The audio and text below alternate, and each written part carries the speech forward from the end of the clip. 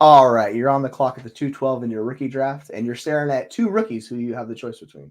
Are you taking Jaylen Wright, the running back to throw into the Miami Dolphins, or are you taking MarShawn Lloyd, the running back who went to the Green Bay Packers? Well, here at the Fantasy Football Universe, we're going to help you decide and who to pick at the 212 for your dynasty rookie drafts.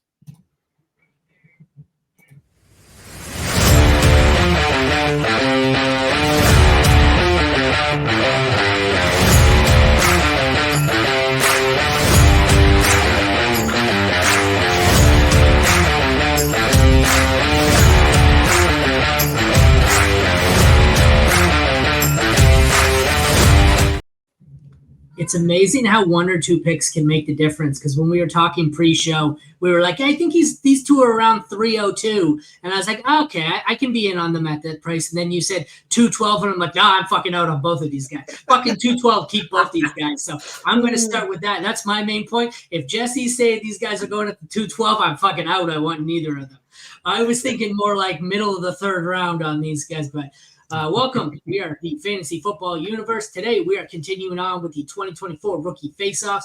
We've got Jaylen Wright, who went 4th round to the Dolphins. We have MarShawn Lloyd, who went 3rd round to the Packers. We're going to debate which one we are taking, whether they fall at the end of the 2nd round, 3rd round. In our last startup, we had the rookie draft. MarShawn Lloyd went 403, and Wright went 304 or something like that. So it's not necessarily guaranteed that either of them are even going inside the top 2 rounds, but wherever they fall, we're going to compare the two. If you want to see the full write-up of this, head over to fantasyfootballuniverse.com.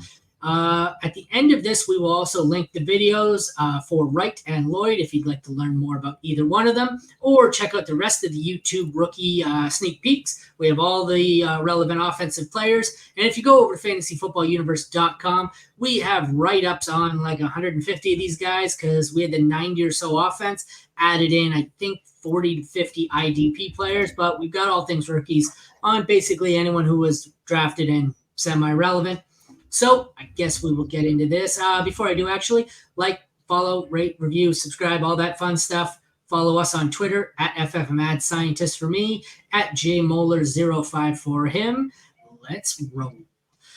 Jaylen Wright spent 3 years at the University of Tennessee and was a starter for his final 2. He is speedy and explosive. That explosiveness was on full display at the Combine, put up a massive vert of 87th percentile and an even bigger broad jump of 100th percentile.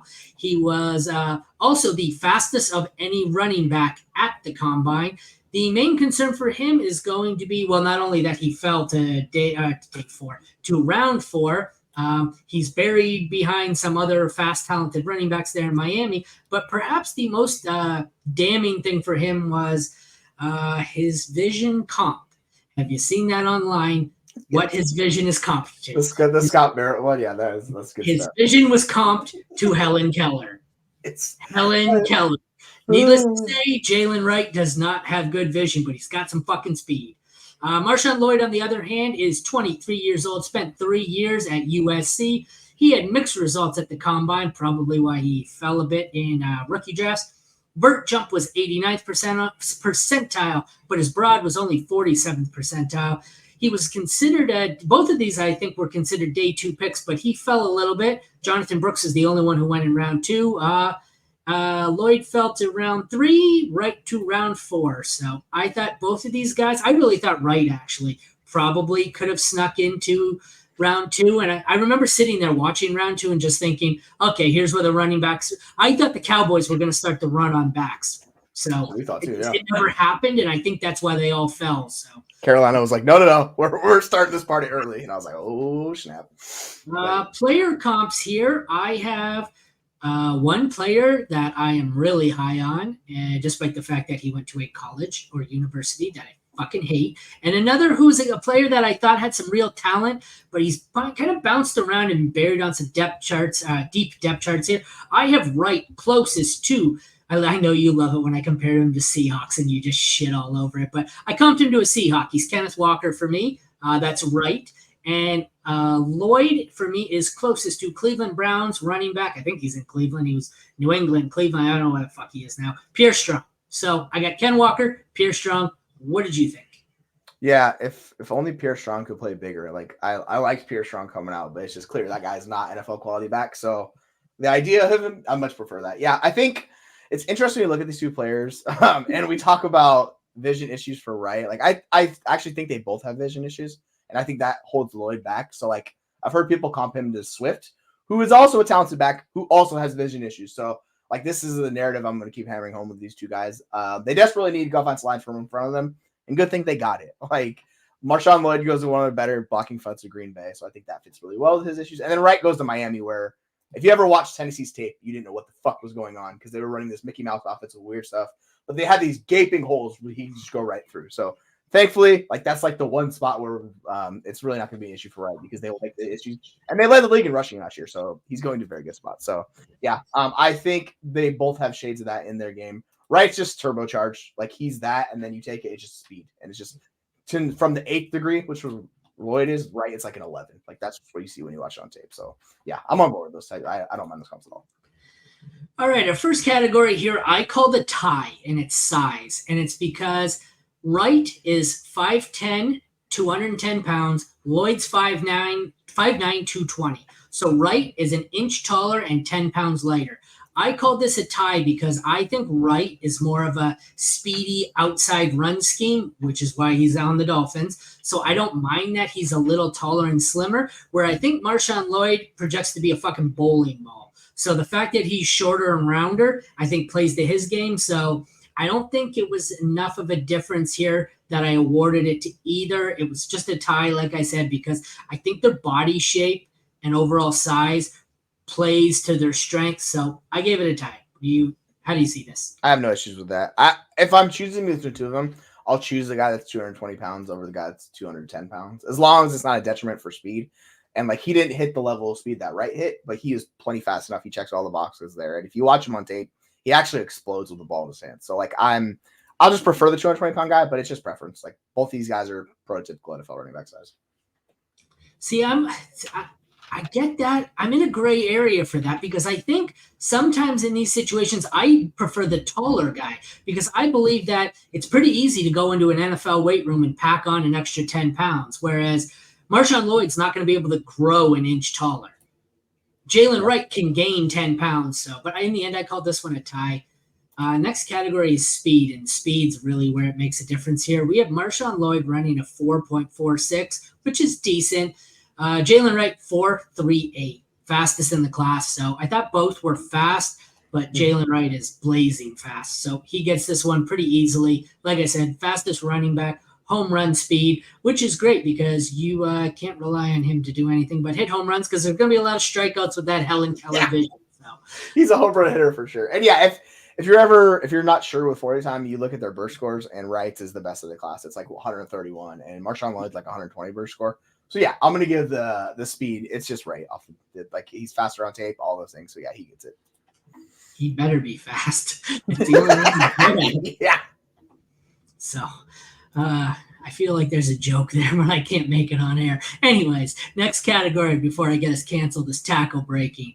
This one was a surprise to me as I expected Wright, who was the faster, to be worse at breaking tackles. But in the end, after watching the tape, I gave Wright a grade in the low 90s, 93 overall. 95 overall. And Lloyd, I gave a grade of 85. So I thought they were both great tackle breakers. But in the end, I gave it to Wright.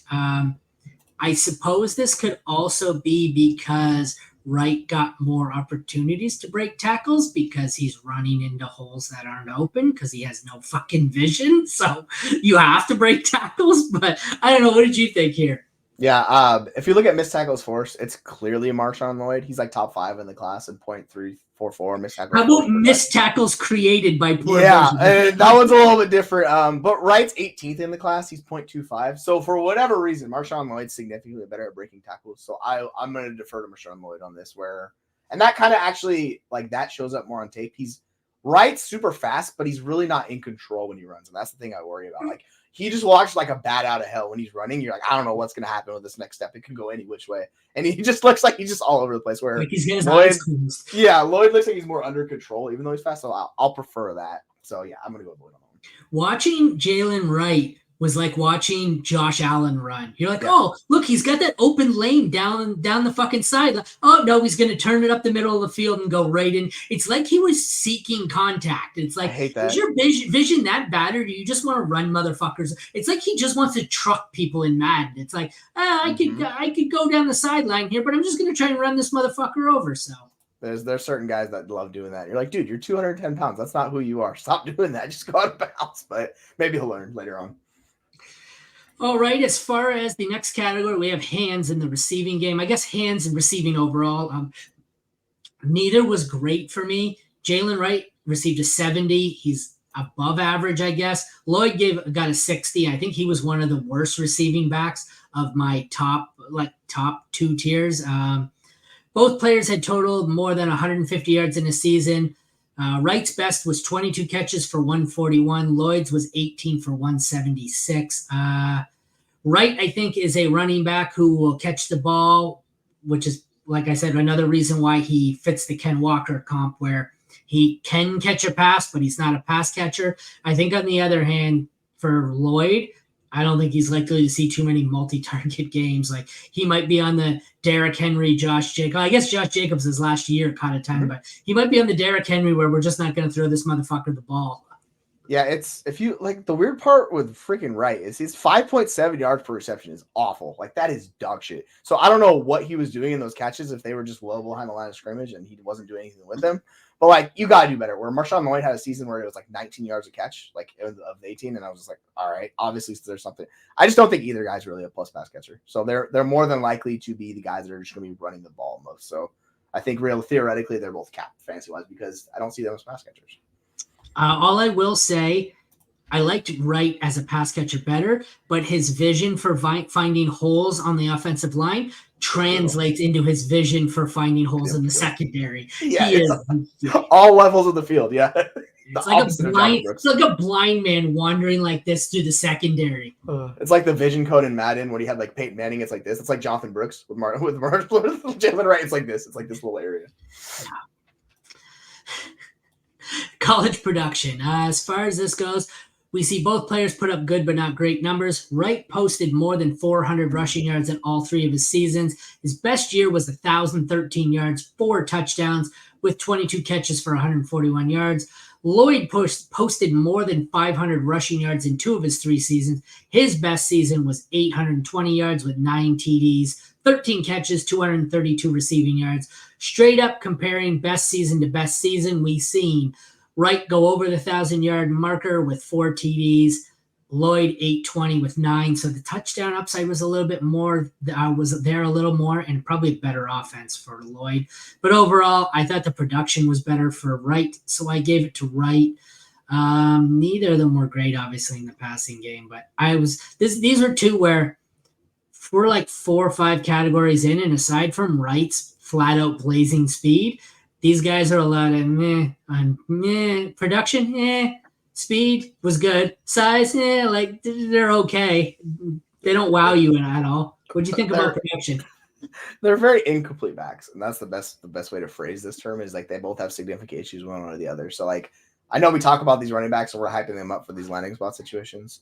Like, we kind of have to pump the brakes with you guys a little bit because neither one of these guys is going to come in and just be the guy right away. I know, like, I've heard enough of it, Jaylen Wright, but like, Achan's really good. Jacobs is in Green Bay. Like, it's going to take a while for these guys to get that pathway and like earn that role, particularly being round 3, round 4 guys. But yeah, I think their production profile is fine. Wright, like, I have to asterisk Wright's production because, like we talk about the Tennessee offense, he had the biggest holes of any running back I've seen in this class to run through. Like, there are literally like multiple, no one within 5 yards of him running through some of these holes. It's just wide open. So it's a little bit better, but I do have to put a fat asterisk on it. I'm like, dude, that's not going to be like that in the NFL. Like, I want to see you like prove it to me before I can fully buy into it.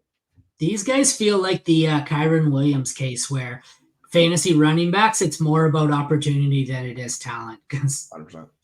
Yeah, I think you're hoping that, in Green Bay, someone goes down and Lloyd gets the job. Right, I think you're hoping long term. But college dominator, MarShawn Lloyd gets this one. He posted a 22.4. Well, Wright posted a 15.5. So we have below average here. I'm like significantly below what I was hoping for out of Wright.